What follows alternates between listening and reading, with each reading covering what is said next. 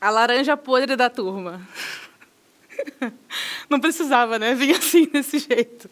Acho que já deu para entender logo de cara. Mas esse é o meu codinome. E essa história é longa, é antiga. Por quê? Começou na infância, bem lá atrás. Quando eu era criança, eu era uma criança bem feliz. Ainda sou uma criança bem feliz, eu não amadureci muito, não. Mas eu era espivitada. Aquela criança que não tem vergonha de ser feliz. A que rola na areia e brinca com qualquer coisa. Filha única. Eu aprendi a brincar com qualquer coisa. Aprendi a brincar sozinha. Teve um momento que eu percebi que isso era estranho. Isso era estranho. Como assim estranho uma criança ser feliz? Como assim estranho uma criança gostar de brincar e ser ela mesma? Eu sou uma criança negra, sou uma criança gorda e sempre fui. Quando eu era pequena, eu não podia me meter muito na conversa com os adultos. Eu tinha que ficar na minha, brincando na minha, com as minhas coisas. E uma vez eu ouvi de uma parente próxima que eu era corajosa por ser feliz. Uma criança de 8 anos, corajosa por ser feliz. E eu não entendi muito aquilo. E fiquei ouvindo o que ela estava dizendo, assim, o comentário entre família. E ela dizia, Tamires, gordinha, sabe? As pessoas olham ela brincando e ela brinca mesmo, ela é desse jeito. E eu já entendia que eu era diferente por ser feliz, sendo quem eu sou, estando no corpo que eu tenho. Eu cresci e continuei sendo feliz. Chegando na escola, na pré-escola, eu era a menina do fundão. Aquela que anda com os meninos e brinca com os meninos e joga bolinha nos meninos. Totalmente fora do padrão. Totalmente. Isso não era muito aceito na escola. Os professores não levam muito bem com isso. Uma menina tem que se comportar como uma menina, como uma mocinha ingênua. E eu não era. Eu era espivitada. E de mocinha eu nunca tive nada. Nunca tive nada de mocinha. Eu era eu. Uma vez uma professora falou para mim que eu devia ser muito infeliz em casa. Assim, gratuito, de graça. Falou, geralmente, quando a criança é muito feliz assim, é porque ela é a criança que mais sofre em casa. Era verdade. Mas ela não precisava. Eu acho que aquilo me marcou, de um certo modo. Eu entendi. Ali eu passei a entender que aquilo era uma válvula de escape. Que o humor era a minha válvula de escape. O humor era o meu ar. Era onde eu respirava de novo. E sempre foi assim. Todas as vezes que eu passei por momentos difíceis ou qualquer outra coisa, eu sempre me joguei no humor. E eu levo isso até hoje. Na minha vida pessoal, no meu trabalho, eu sou isso. A que ri do que não deve rir, porque se eu não rir, eu vou surtar. Eu preciso rir. Uma vez, na escola ainda, teve uma reunião de pais e mestres. E os pais foram chamados para essa reunião, conversaram sobre notas e sobre os alunos em sala de aula. E a mãe de uma amiga foi chamada no particular. A minha amiga mais próxima, aquela amiga que fica juntinho, era essa amiga. Ela foi chamada e foi alertada. Olha, a sua filha é excelente. Ela é uma excelente aluna. Ela é maravilhosa, ela é inteligente. Uma amiga branca. Ela é inteligente, ela é linda, é uma princesinha, mas ela anda muito com a Tamires. E a Tamires é o caos. A Tamires é uma aluna que conversa demais, é uma aluna que brinca demais, ela ri demais, ela fala demais, ela se comunica demais. Como se fosse um defeito falar, como se fosse um defeito se comunicar, como se fosse um defeito ser o que você é. Ela terminou falando, a Tamires é a laranja podre da turma. A Tamires, ela contamina as laranjas boas. E, se eu fosse você, afastava a Tamires dela. Isso não aconteceu. Ela veio me contar essa história. E falou com a minha mãe também, olha, se eu fosse você, eu tinha cuidado com essa professora. Porque senti uma marcação com a Tamires. A gente conhece a Tamires, ela não é nada disso. Ela não é uma menina ruim. Ela é um doce. Ela é brincalhona, ela faz todo mundo rir. Essa é a motivação dela, fazer as pessoas rirem. A gente percebe que ela gosta. Minha mãe era uma mãe que corrigia. Uma mãe que não gostava de ter uma filha caos. Quando a gente ia para casa, a gente recebia uma agenda, aquelas agendas de escola, que eram carimbadas, com bom, regular e ruim. Minha mãe não aceitava o ruim. Para ela, o ruim não podia ter. Podia ser regular. Ela sabia quem eu era e sabia que não ia ser muito mais do que isso. Bom era a menina da primeira fila que fala, ok, querida professora, e vai embora. Eu não era essa aluna, ela sabia disso. Mas ruim, não. Ruim não podia ter. E, naquele ano, eu recebi ruim todos os dias de aula. Todas as vezes que eu chegava em casa, eu estava com a agenda ruim. E eu era corrigida. Ela falava, não. Filha ruim, não. Uma filha regular, ok. Mas uma filha ruim? Por que você é ruim? E aí passou o tempo e minha mãe descobriu o que tinha acontecido. Essa professora falou que eu era a laranja podre da turma. E ela não foi tirar satisfação com a professora, não. Minha mãe não era essa mãe que fala, briga com o professor por causa de mim. Ela queria entender o professor. Ele devia estar com a razão. Teve um dia que ela foi mais cedo para a escola e ficou de longe, observando a gente sair, a formação. Os alunos um atrás do outro, fazendo a filinha para sair, cantar o hino. E ali ela percebeu que tinha um tratamento diferente comigo. Que eu era a menina que ficava para depois, que a professora não dava muita confiança, que eu queria falar, e ela falava, sai daqui, fica ali, cala a boca, fica quieta.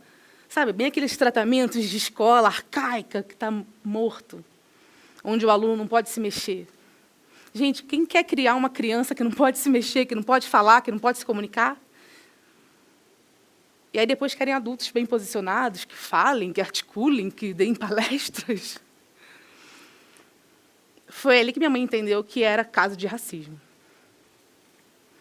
Ali foi a primeira vez que eu senti o racismo na pele. Eu não sabia, óbvio, que era racismo e que era sobre isso. Mas depois eu fui entendendo.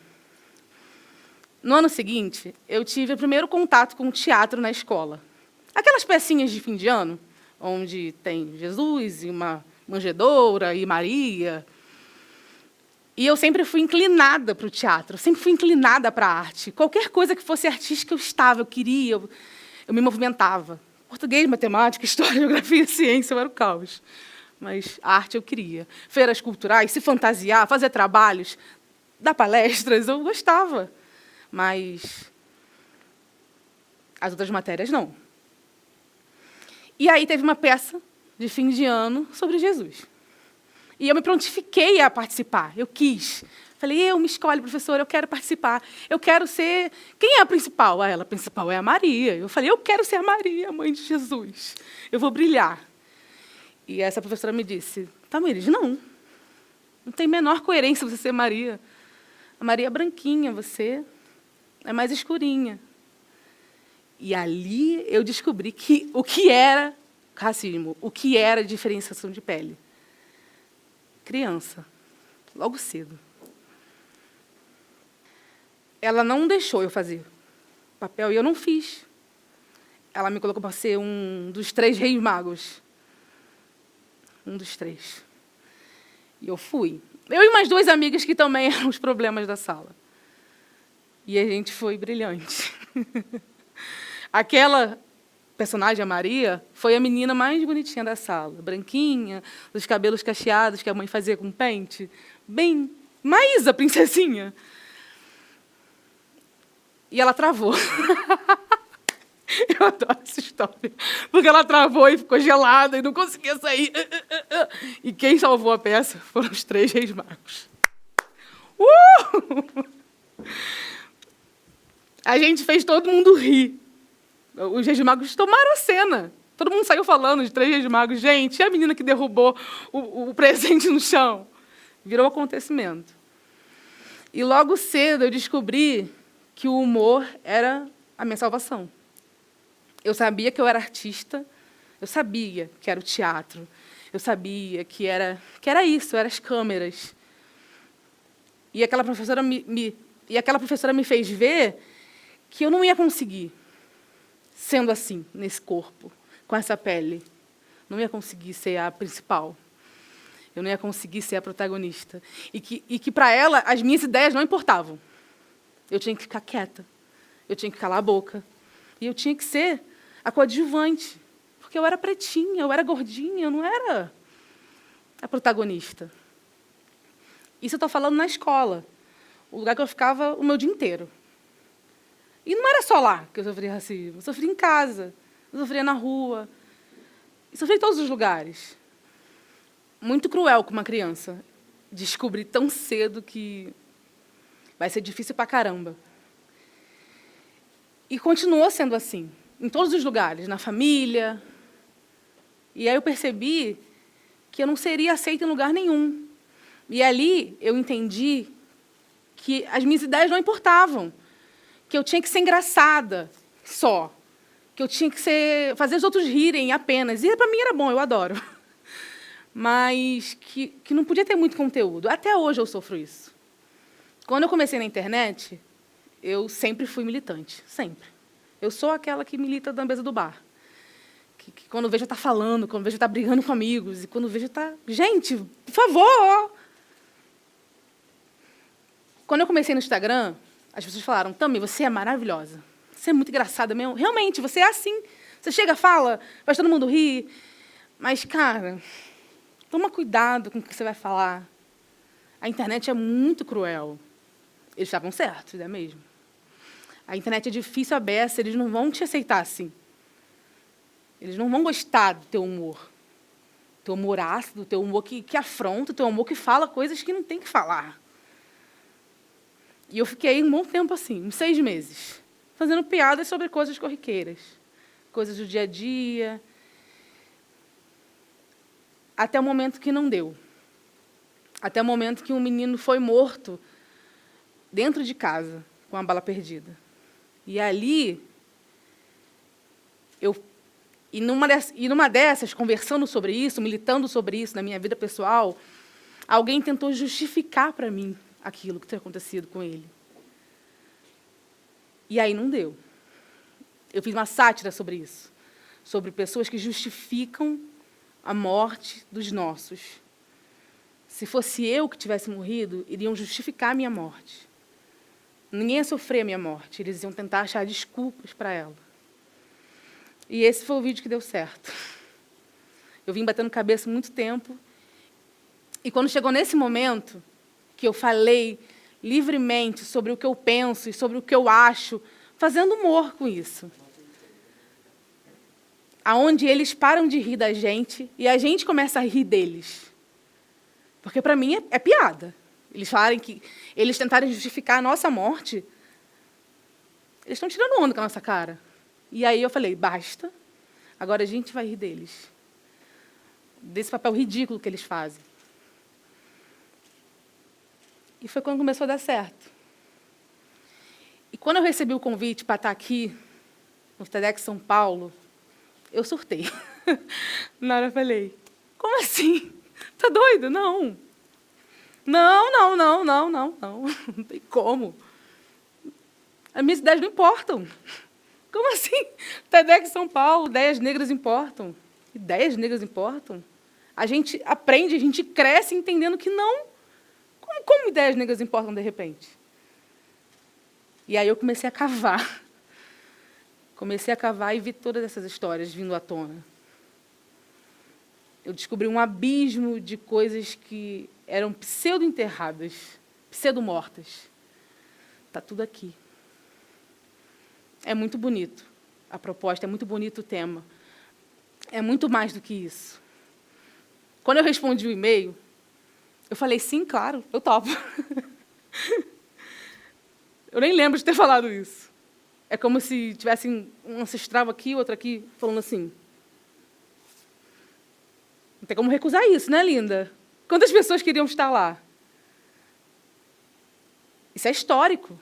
Isso é histórico. Você tem que estar lá, você tem que falar. Fala. Abre a boca e fala. E eu falando para mim, mas as minhas ideias não importam. Importam. Está no e-mail. Vai lá e fala o que você tem para falar. Ideias negras importam.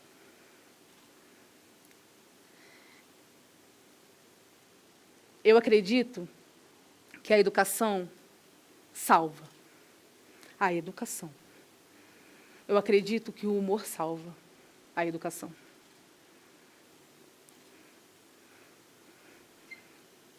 Ideias negras importam. A minha ideia importa. O meu humor negro importa. Obrigada.